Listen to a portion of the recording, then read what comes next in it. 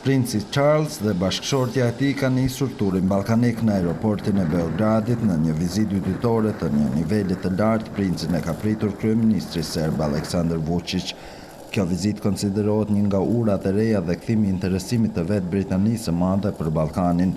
Princi Charles ka vizituar pjesë të qytetit, ka bërë nderime për të rënët dhe historinë e përbashkët të dyja vendeve, duke i dhënë hapësirë përmirësimit të marrëdhënieve që në 180 vjet marrëdhënie ka njohur edhe tensione.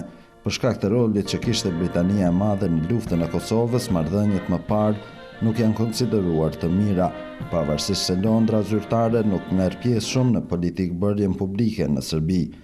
Princi Charles pas Beogradit do ta vizitojë edhe Kosovën, të cilën e kishte vizituar edhe në përfundim të luftës. Kjo është vizita e parë e zyrtarëve të lartë të Britanisë së Madhe që nga viti 1978 dhe në Serbi konsiderohet si një përmirësim i marrëdhënieve që në kohën e bombardimeve të NATO-s në vitin 1999. Nga Beogradi, Idro Seferi, Top Channel.